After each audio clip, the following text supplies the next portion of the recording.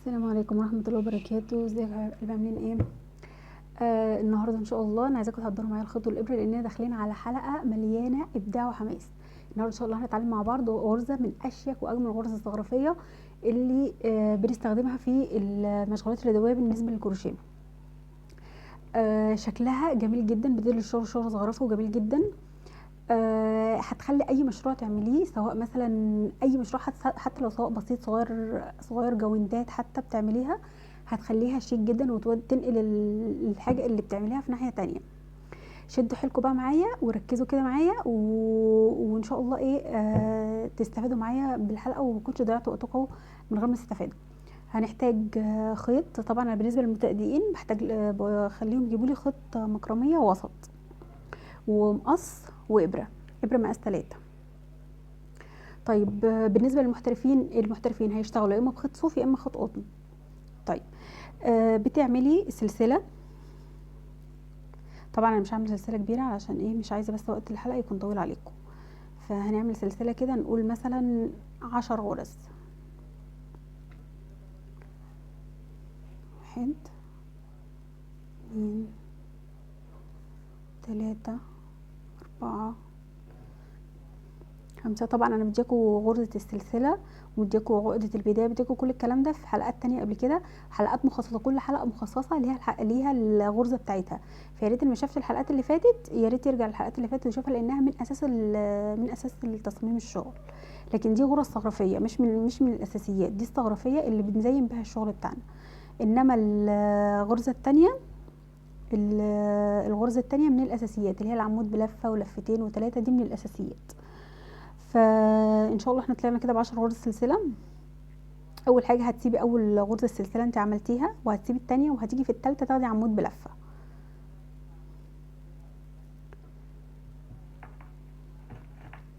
كده اهو بقى معايا 3 غرز على الابره. هنسحب الخيط من غرزتين، بعدين نسحب الخيط من الغرزتين التانيين.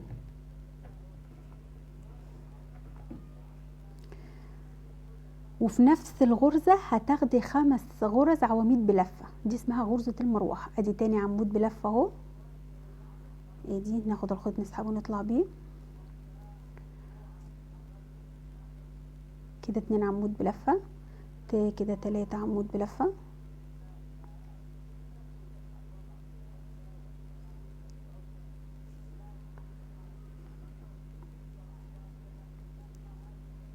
4. طبعا انا بشتغل معاكم بالخيط ده عشان الغرزه تبقى باينه معاكم وانا شغاله معاكم، ما تكونش بالخيط التاني. احس ان انتوا في ناس كتير بحس ان هي مش شايفه الغرزه مني. فلو انتوا حابين مثلا برضو اغير الخيط واشتغلوا بالخيط التاني مفيش مشكله، انا معاكم. تمام كده 5 غرز. هتسيبي اول غرزه وتيجي في التانية تاخدي غرزه حشو بالشكل ده. يا رب بس الصوره تكون واضحه ويكون شكل الغرزه باين. ده اسمها غرزه المروحه. طبعا غرزه المروحه ليها 5 انواع.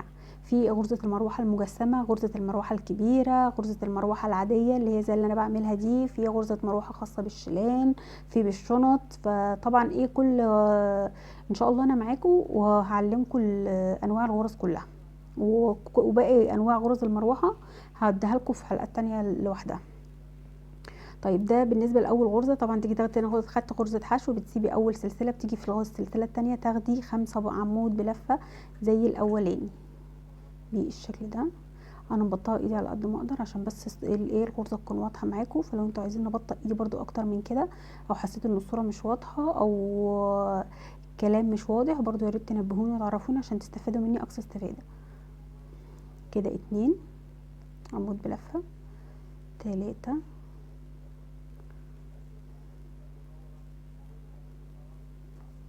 4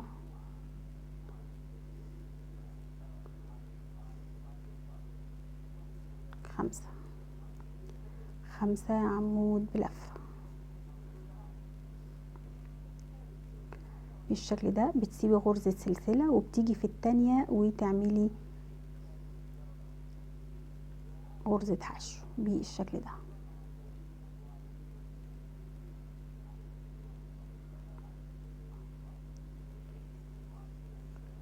ده بالنسبه لغرزه المروحه، ده بيكون شكلها. يا ريت تكونوا استفدتوا معايا بالحلقه. وطبعا انت هتطلعي بالصفوف زي ما انت حسب الطول. انت انا عامله هنا غرزه المروحه، عايزه اوريها لكم، عاملاها هنا في الفستان بالشكل ده، مزينه بيها الفستان من تحت اهي.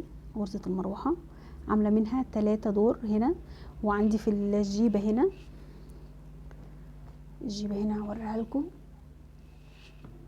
الجيبه هنا عامله فيها غرزه مروحه، مزينه بيها الحزام بتاع الجيبه بالشكل ده. فدي